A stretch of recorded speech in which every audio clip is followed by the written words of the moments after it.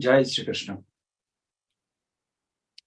वसुदेवसुतं देवं कंसचाणूरमर्दनं देवकी परमानन्दं श्रीकृष्णं वन्दे जगद्गुरुम्। श्रीमद् भगवद गीता अध्याय 1 अर्जुन विषाद योग। आज हम 40वें श्लोक के बारे में बात करने वाले हैं। 40 से लेकर 44वें श्लोक तक अर्जुन जो है वो युद्ध की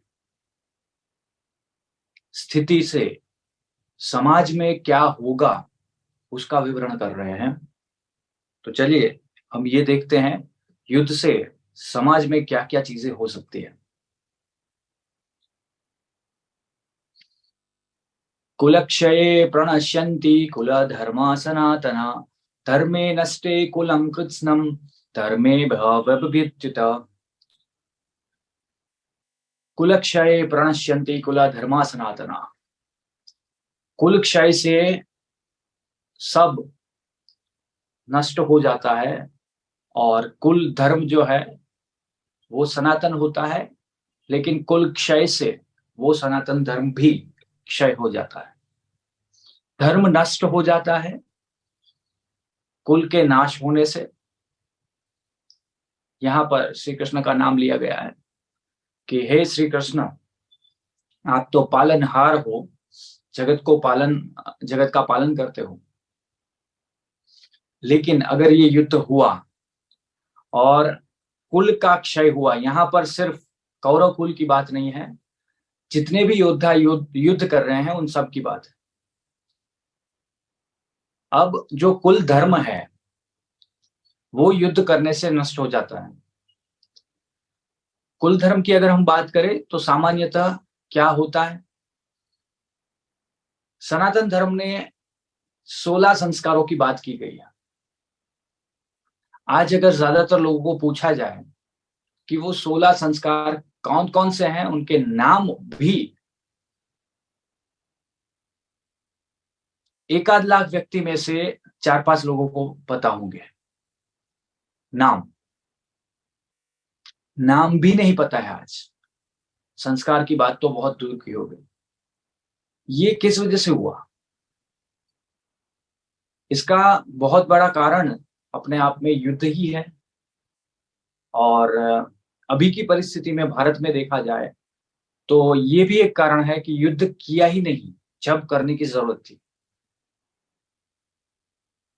आज से 200 वर्ष पूर्व अगर देखा जाए तो ये मात्रा इतनी कम नहीं थी कि लाखों में से 1-2 लोगों को ये नाम पता हो,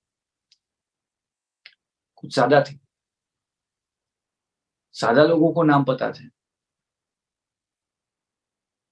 आज से 1000 वर्ष पूर्व ये 16 के 16 संस्कार सबको दिए जाते थे, जिसे हम अंतिम संस्कार कहते हैं। वो भी एक संस्कार, जन्म के पहले ही गर्भाधारण संस्कार, पूंसवन संस्कार,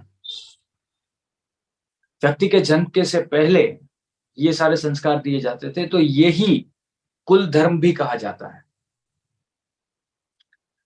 अब कुल के सारे पुरुषों के या फिर ऐसे पुरुष जो शक्तिशाली हैं उनका नाश हो जाने से सारे कुल धर्म का नाश हो जाएगा, सारी परंपराओं का नाश हो जाएगा। परंपराओं को जीवित रखने के लिए व्यक्ति का जीवित रहना बहुत ज्यादा जरूरी है। अर्जुन यहाँ पर यही समझाना चाह रहे हैं कि अगर इतने बड़े जन समुदाय का नाश हो गया, चाहे युद्ध कोई भी जीते, उससे कोई अभी इस श्लोक में कोई फर्क नहीं पड़ता है, लेकिन अगर ऐसा हुआ तो कुल धर्मों का नाश तो होना ये निश्चित है। इसीलिए ये युद्ध अर्जुन को अनिष्टकारी दिख रहा है। आज अगर हम यज्ञोपवीत की बात करें, आज की डेट में जो कहते हैं ना जनेऊ देना, उस एक संस्कार के अंतर्गत 4-4 संस्कारों का कंप्लीशन हो जाता है 2 दिन में। 4 संस्कार, कौन से? केशांत संस्कार, विद्यारंभ संस्कार, यज्ञोपवीत संस्कार और समावर्तन संस्कार। ये 4 संस्कार जो है वो 2 दिन में खत्म हो जाते हैं। ना माता पिता को पता है, ना खुद संस्कार लेने के वाले को पता है, और मजे की बात तो ये है कि संस्कार देने वाले को भी पता नहीं होता है। जो ब्राह्मण आते हैं और ये विधि विधान कराते हैं, उनको भी पता नहीं होता है कि 2 दिन में ये 4-4 संस्कारों का सत्यानाश कर दिया है।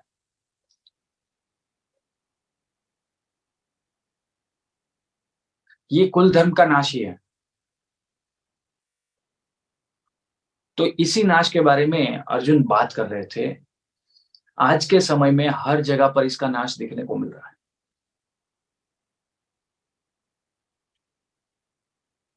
नाश तो क्या, सत्यानाश, पूरा मतलब सत्य का ही नाश कर दिया है।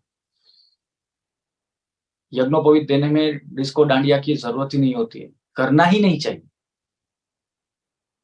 उसको वैराग्य की शिक्षा दे रहे हो या फिर क्या दे रहे हो?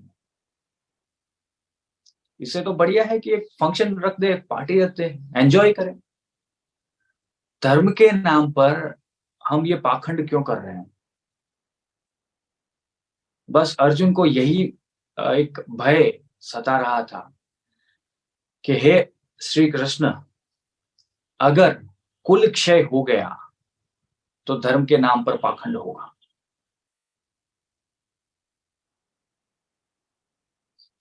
ऐसे आने वाले और 5 श्लोक 41 से लेके 44 तक हम देखेंगे कि क्या क्या नुकसान और भी हो सकते हैं युद्ध करने से, और इस वजह से युद्ध नहीं करना चाहिए। फिर 46 में अर्जुन अपने स्वयं के मृत्यु की बात कर देंगे। 47 में यह अध्याय संजय द्वारा समाप्त किया जाए। फिर दूसरे योग की यहाँ से शुरुआत होगी, दूसरे अध्याय की शुरुआत होगी, जिसमें से हम एक्चुअल में ज्ञान ग्रहण करेंगे। अभी ये सारी चीजें प्रारूप हमारा बन रहा है कि ज्ञान हमें क्यों ग्रहण करना चाहिए। जो मुझे दिख रहा है वो थोड़ा बहुत तो आपको भी दिख रहा होगा। विवाह संस्कार, विवाह संस्कार में क्या होता है? पंडित जी मंत्र बोलते होते हैं और वो कोई नहीं सुनते होते हैं। स्वयं दूल्हा दुल्हन, वर कन्या, उनका ध्यान भी पंडित के मंत्रों में नहीं होता है। चप्पल पहनकर फोटोग्राफर्स जो है वो मंडप तक, गणपति स्थापन तक पहुंच जाते हैं। तो ये ढोंग, ये पाखंड विवाह करवाने का लिए क्यों? उससे तो बढ़िया है ऐसे ही म्यूचुअली विवाह कर लो, कोर्ट में जाके साइन कर लो और एक फंक्शन रख दो, बातें खत्म हो जाएगी। यज्ञ याग करने का ढोंग क्यों? यज्ञ वेदी, वो फोल्डिंग यज्ञ वेदी हो गई है, कहीं से भी उठा के कहीं पर भी रख दो। जब मैरिज खत्म हो जाते हैं तब वॉशरूम के बाजू में यज्ञ वेदी जो है वो पड़ी होती है। कुल धर्मों का नाश है ये। और मैं जो बोल रहा हूं वो ज्यादा प्रैक्टिकल है, आने वाले समय में ऐसा ही होने वाला है। सारे रिचुअल्स जो है वो खत्म होने वाले।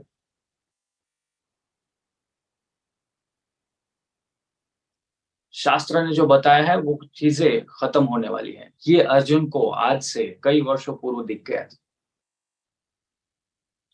और हर कोई माने या ना माने, एक चीज पक्की है, ये सारी चीजों का कहीं ना कहीं कनेक्शन महाभारत के युद्ध से भी है। वहीं से कुल धर्म नाश होने की शुरुआत हुई थी। हालांकि उसके बाद कुछ हजार साल लगे, लेकिन अब मुझे तो स्पष्ट दिख रहा है संपूर्णतः हमारे कुल धर्म जो है, हमारे कुल के संस्कार जो है वो खत्म होते जा रहे हैं। नामकरण संस्कार में भी कुछ विधि विधान नहीं है। अंतिम संस्कार में तक कुछ विधि विधान नहीं है। बस गए, स्मशान में गए, जला दिया, वापस आ गए, बात खत्म।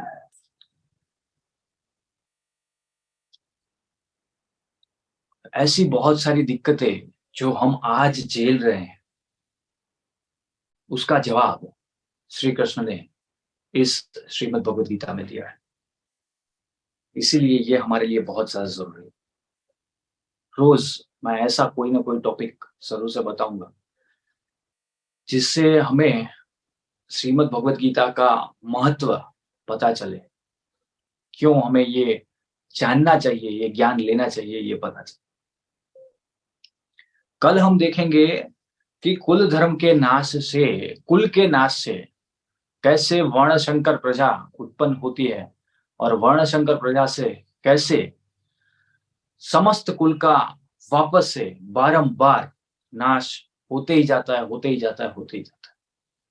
स्वर्ग के द्वार कैसे बंद हो जाते हैं युद्ध करने से, ये हम कल के श्लोक में जरूर सीखेंगे।